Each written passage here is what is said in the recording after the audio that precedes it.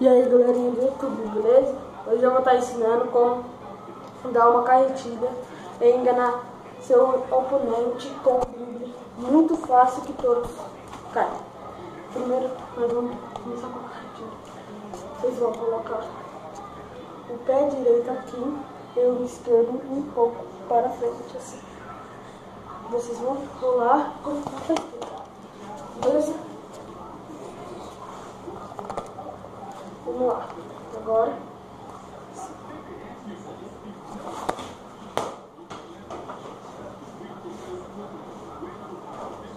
viu?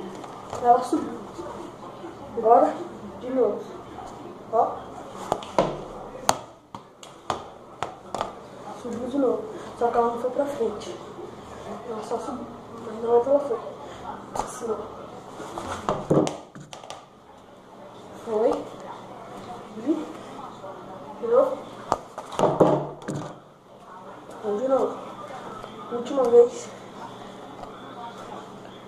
Colocar o pé direito e esquerdo.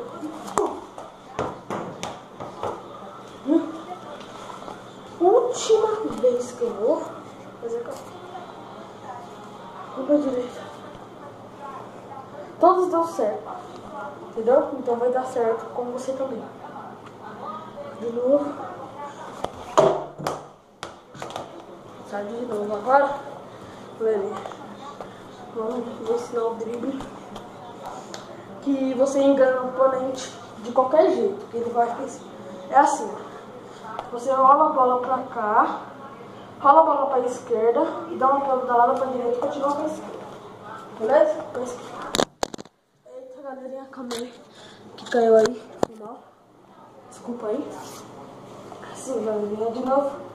Você rola a bola para a esquerda, dá uma pedalada para a direita e continua com a esquerda jogando, beleza? Por que você vai enganar ele? O motivo.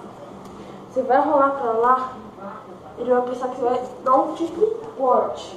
Tipo assim, tuf, tuf. Só que você não vai fazer isso. Você vai enganar ele, pedalando, ó. Fazendo assim, e continuando, beleza? Esse foi o tutorial de hoje, galerinha. Valeu!